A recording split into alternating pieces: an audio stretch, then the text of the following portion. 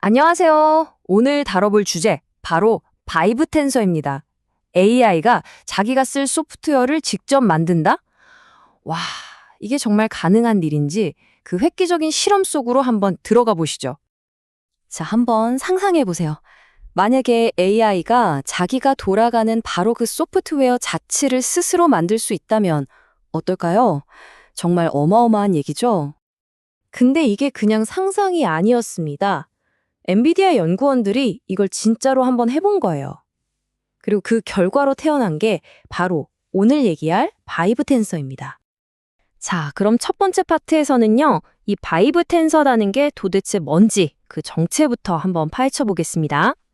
바이브 텐서는요, 쉽게 말하면 파이토치 같은 오픈소스 딥러닝 툴이에요. 근데 아주 결정적인 차이가 하나 있습니다. 뭐냐면 이 소프트웨어의 코드를 거의 전부 사람이 아니라 AI 에이전트가 짰다는 거죠. 지금 보시는 이 복잡한 그림이 바로 바이브 텐서의 전체 구조인데요. 와, 복잡하죠? 이걸 아주 간단하게 설명하면 맨 위에는 개발자들이 쓰는 파이썬 코드가 있고요. 맨 아래에는 컴퓨터의 핵심 근육인 GPU랑 직접 대화하는 쿠다 커널이 있어요.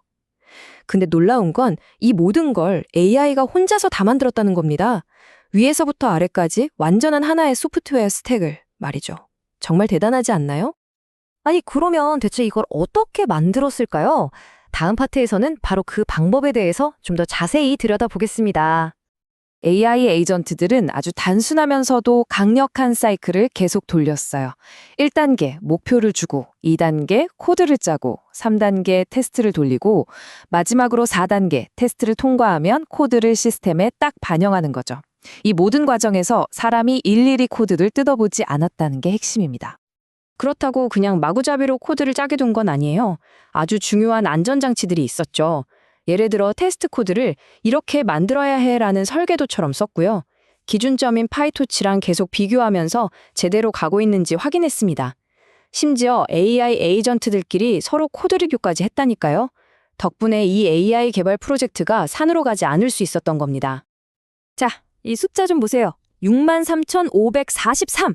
이게 뭘 의미하냐면요. 빈줄 빼고 순수하게 AI 에이전트들이 작성한 핵심 C++랑 큐다 코드 라인 수입니다. 와, 정말 어마어마하죠? AI가 얼마나 방대하고 복잡한 작업을 해냈는지 이 숫자 하나로 딱 와닿네요. 자, 그럼 이제 제일 궁금한 게 이거죠. 알았어, 코드는 많이 짰다 이거야. 근데 그래서 그게 제대로 돌아가긴 해? 당연한 질문입니다. 바로 그 증거를 지금부터 보여드리겠습니다. 보세요. 바로 이 그래프들이 그 증거입니다. 왼쪽은 미니 GPT 모델, 오른쪽은 비전 트랜스포머를 바이브 텐서 위에서 훈련시킨 결과예요. 그런데 이 그래프 모양이 사람이 만든 파이터치로 훈련시켰을 때랑 거의 똑같습니다. 다시 말해 AI가 만든 소프트웨어 위에서 모델 학습이 아주 잘 된다는 뜻이죠. 와, 이건 진짜 놀랍네요. 네, 결론적으로 AI가 쓴 코드는 작동합니다. 성공이에요. 그런데 말이죠. 이야기가 여기서 해피엔딩으로 끝나지 않습니다. 아주 결정적인 반전, 일종의 함정이 숨어 있었거든요. 이 표를 보시면 바로 알 수 있습니다. 작동은 하는데 성능이 문제였어요. 파이토치랑 비교했더니 어떤 작업은 3배, 심지어 어떤 건 거의 6배 가까이 느린 겁니다. 아니, 잘 돌아가는데 왜 이렇게 느릴까요? 당연히 이런 질문이 나올 수밖에 없죠. 그리고 바로 이 왜라는 질문에 대한 답에 이 실험의 가장 큰 교훈이 담겨 있습니다. 연구원들은 이 현상에 아주 기가 막힌 이름을 붙였어요.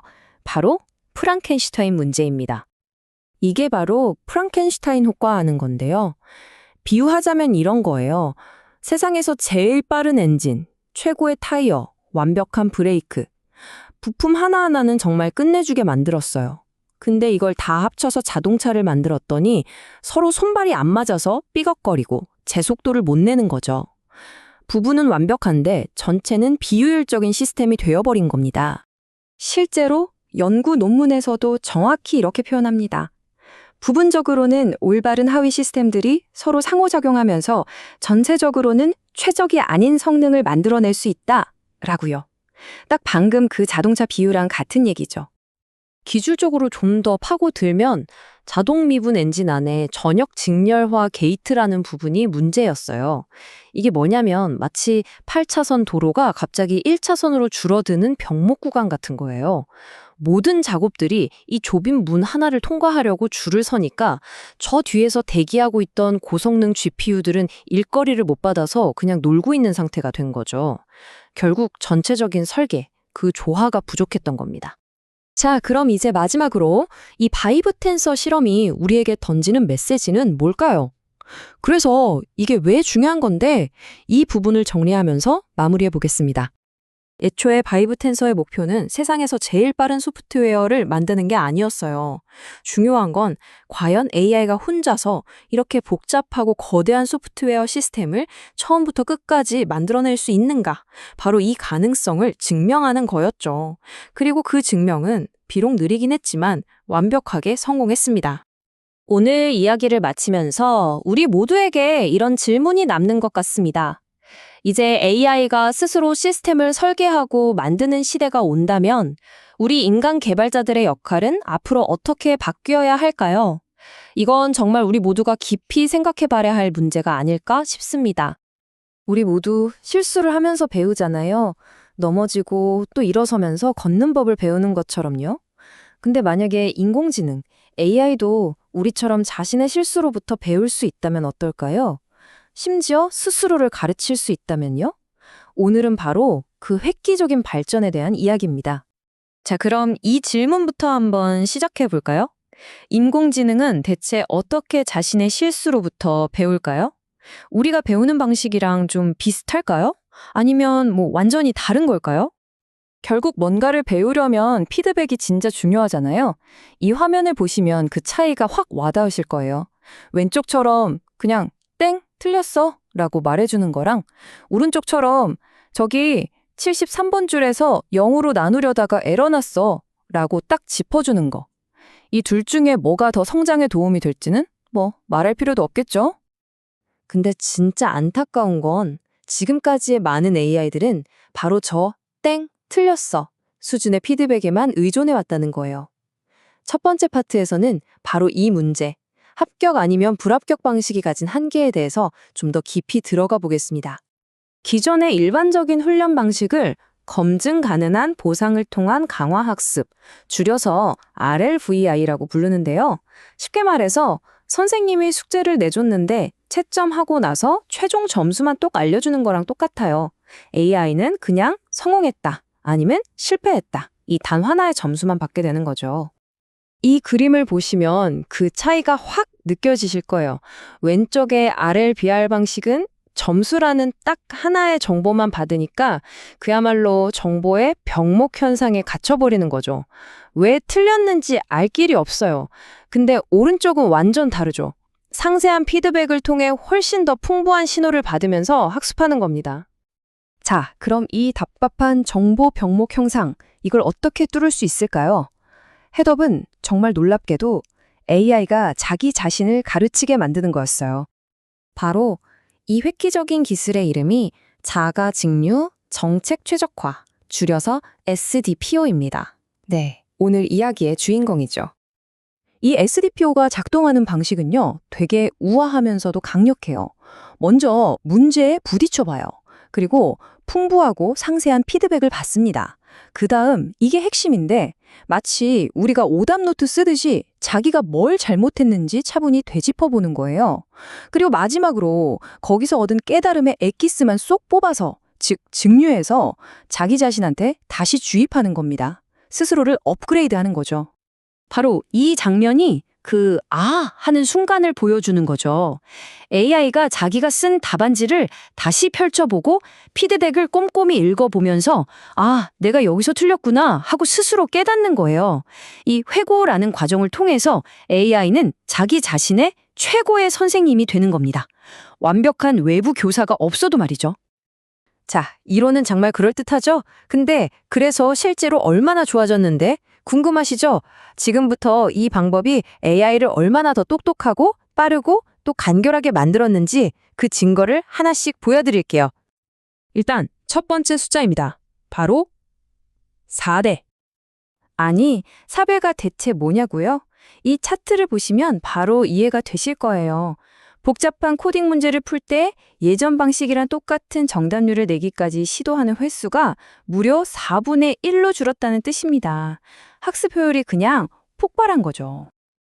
근데 여러분, 이게 그냥 빨라지기만 한 게 아니에요. 진짜 중요한 건 AI의 생각의 질 자체가 달라졌다는 겁니다. 예전 모델이 생각하는 걸 한번 들여다볼까요? 잠깐? 나 지금 제자리 걸음인데? 혹시 답이 B인가? 아, 됐다! 잠깐. 나 뭐 잘못한 것 같은데? 완전 중언부언. 갈피를 못 잡죠. 자, 그럼 이번엔 SDPO로 훈련된 모델을 보시죠. 소수성과 친수성의 균형을 유지하고 전반적인 극성을 고려하면 C가 가장 합리적인 추정치다. 와, 헤매는 과정이 전혀 없어요. 그냥 핵심을 향해 일직선으로 나아가죠. 훨씬 간결하고 직접적이고 논리적입니다. 이 차트가 그 차이를 그냥 한 방에 보여주네요. 보세요.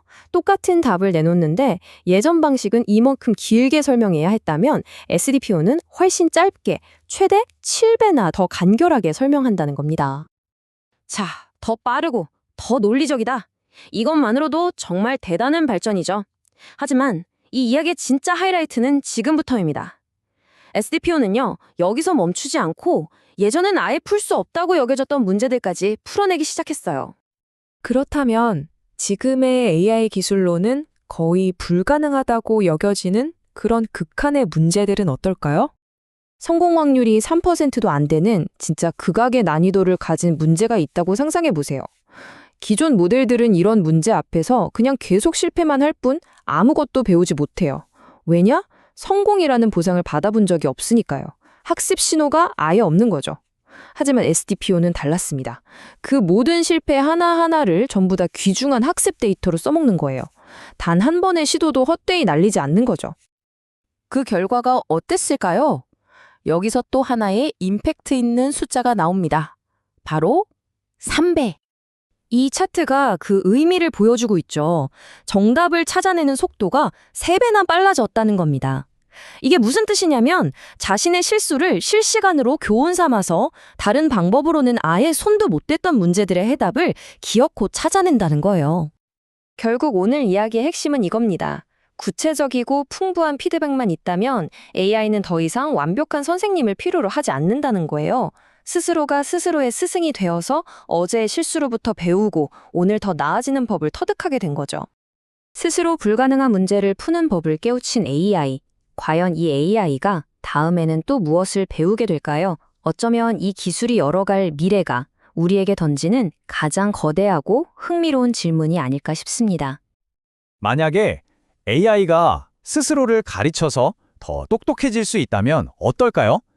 자, 오늘 바로 그 방법을 현실로 만드는 아주 획기적인 신기술에 대해 한번 알아보겠습니다. 이런 문제들이 다 어디서 오는 걸까요? 바로 AI의 학습 방식, 그 근본적인 부분에 문제가 있기 때문입니다.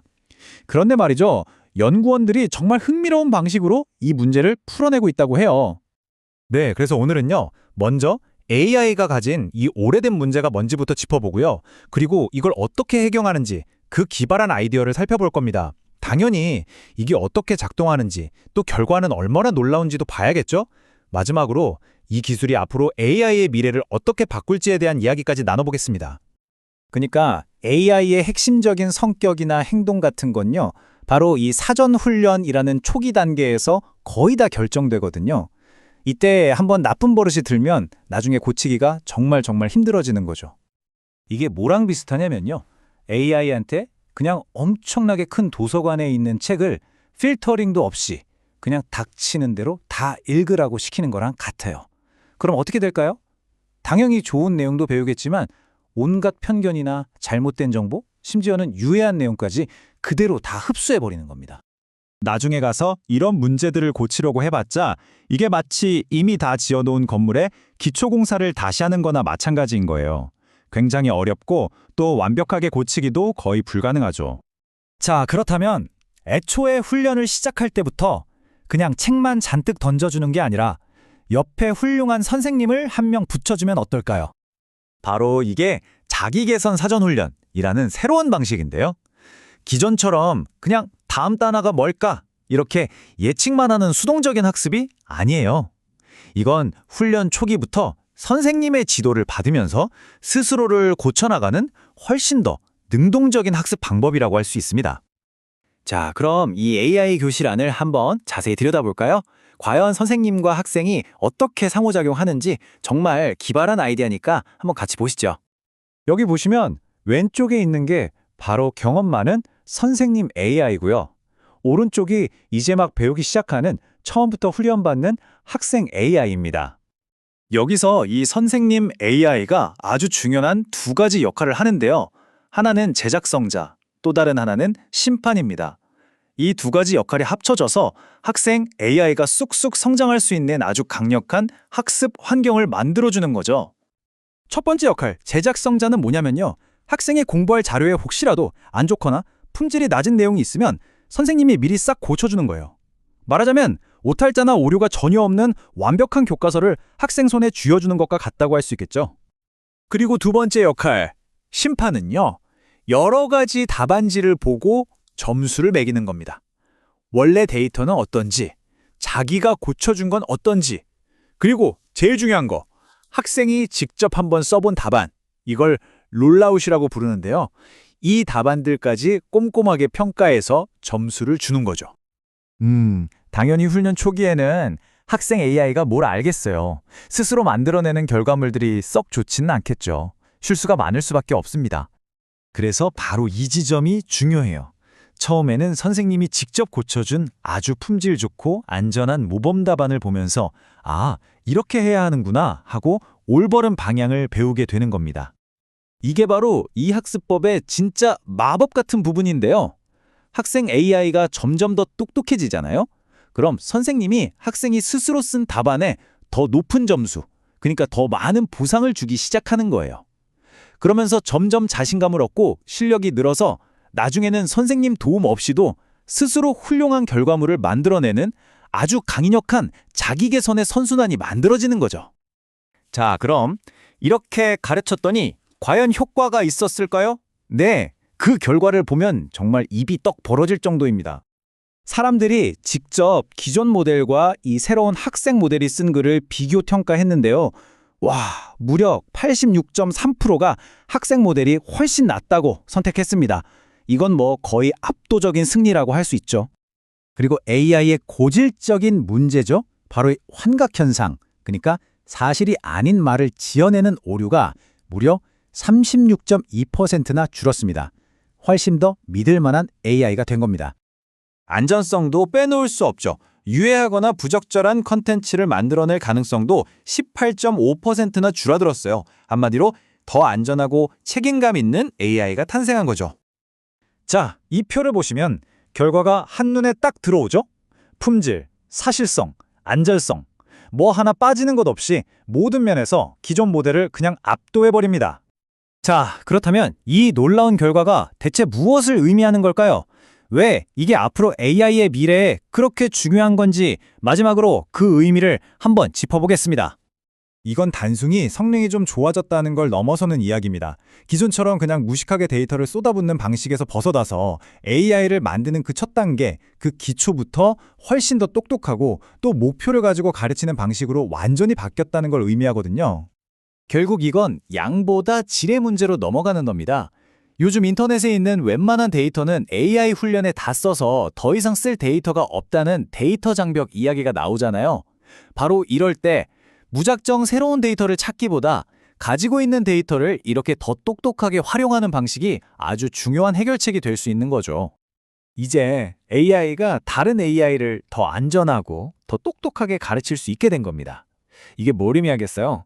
앞으로 우리가 훨씬 더 믿을 수 있고 더 유용하고 또 우리가 원하는 방향으로 움직이는 그런 AI를 만들 수 있는 엄청난 가능성이 열렸다는 뜻입니다.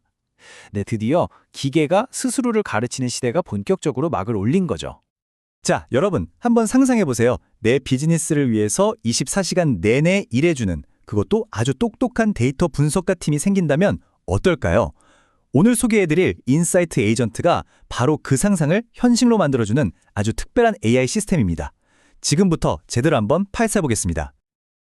온라인 스토어를 하시든 작은 카페를 운영하시든 사실 비즈니스를 하면 데이터는 무조건 쌓이게 되어 있죠. 그쵸?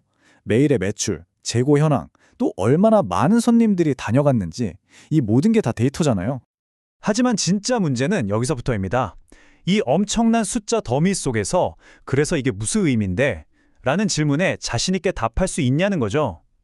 데이터는 산더미처럼 쌓여 있는데 정작 그 안에 숨겨진 진짜 이야기를 놓치고 있는 경우가 너무나도 많습니다. 바로 이 상황이 오늘 우리가 이야기할 첫 번째 주제, 판매자들이 겪는 데이터 딜레마입니다. 더 나은 결정을 하려고 데이터를 보는데 오히려 너무 많은 분석 툴, 너무 많은 숫자들에 파묻혀서 길을 잃어버리는 거죠. 구체적으로 어떤 어려움들일까요? 아마 공감하시는 분들 많을 거예요. 우선 우리 가게에 딱 맞는 툴 찾는 것부터가 일이고요. 겨우 찾아서 돌려보면 막 쏟아져 나오는 복잡한 데이터. 이걸 해석하는 건 또 다른 문제죠. 결국 머리만 아프고 정작 중요한 결정을 내리는 속도는 점점 더 느려지게 됩니다. 자, 바로 이 골치 아픈 데이터 딜레마를 해결하기 위해 오늘의 주인공이 등장합니다. 이름하여 인사이트 에이전트, 줄여서 IA라고 부를게요. 이건 뭐 복잡한 대시보드를 쳐다보는 게 아니라 그냥 전문가한테 물어보듯이 대화로 데이터에 대한 답을 얻는 나만치 AI 분석가라고 생각하시면 됩니다. 공식적인 정의는 좀 길어요. 자동화된 정보 검색을 통해 이커머스 판매자에게 개인화된 데이터와 비즈니스 통찰력을 제공하는 대화형 멀티 에이전트 데이터 인사이트 시스템. 와, 말이 어렵죠? 아주 쉽게 말해드릴게요. 그냥 우리가 채팅하듯이 지난달에 제일 잘 나간 상품 뭐야? 라고 물어보면 AI가 알아서 착착 분석해서 답을 딱 내놓는다는 겁니다. 간단하죠? 아니 근데 AI가 어떻게 이렇게 자연스러운 대화로 복잡한 분석까지 해내는 걸까요? 그 비밀은 바로 멀티 에이전트라는 시스템에 있습니다. 이게 뭐냐면 그냥 거대한 AI 하나가 모든 걸 다 처리하는 게 아니고요. 각자 전문 분야가 다른 여러 AI 요원들이 하나의 팀처럼 움직이는 거예요. 왜 팀으로 움직일까요? 그게 훨씬 더 효율적이고 정확하니까요. 이 구조를 보시면 바로 이해가 되실 겁니다. 딱 회사 조직도 같죠? 우리 질문을 제일 먼저 받는 매니저 에이전트가 있고요. 그 매니저의 지시를 받아서 실제로 데이터를 분석하는 2명의 전문 워커 에이전트가 있는 구조입니다. 마치 프로젝트 매니저가 일을 받아서 팀원들한테 나눠주는 모습이랑 똑같아요. 이 AI팀의 리더, 바로 매니저 에이전트의 역할이 정말 중요합니다. 이 친구는 그냥 질문을 전달만 하는 우편 배달부가 아니에요. 질문의 진짜 의도가 뭔지 파악하고 이 일을 어떤 전문가한테 맡겨야 가장 빠르고 정확한 답을 줄 수 있을지 결정하는 그야말로 팀의 두뇌이자 컨트롤 타워 역할을 하는 거죠. 이 매니저가 하는 핵심 업무는 딱 3가지입니다. 첫째, OODG 탐지. 이 질문은 우리 전문 분야가 아닌데? 하고 걸러내는 거고요. 둘째, 에이전트 라우팅. 질문의 성격에 따라서 이건 데이터 발표자한테, 저건 인사이트 생성기한테 하고 일을 정확하게 나눠주는 거죠. 마지막으로 쿼리 증강. 만약 우리가 지난주 실적 어땠어? 하고 모호하게 물어보면 이걸 지난주, 즉 몇 월 며칠부터 며칠까지의 실적 이렇게 명확하게 만들어서 워커에게 전달해 줍니다. 정말 똑똑하죠? 자, 그럼 이제 매니저 밑에서 실제 업무를 하는 두 전문가, 워커 에이전트들을 만나보겠습니다. 왼쪽에 데이터 발표자는 팩트 담당입니다. 지난달 매출 얼마야? 처럼 무엇, what에 대한 질문에 정확한 데이터를 보여주죠. 반면에 오른쪽에 인사이트 생성기는 데이터의 의미, 즉 왜, why를 파헤칩니다. 요즘 우리 가게 괜찮은 거야? 라는 질문에 매출은 좀 줄었지만 방문객 수는 늘었으니 구매 전환율을 높이는 데 집중해야 합니다. 와 같은 깊이 있는 분석을 내놓는 거죠. 자, 이제 이 AI팀이 실제로 어떻게 일을 처리하는지 그 과정 속으로 더 깊이 들어가 볼 시간입니다.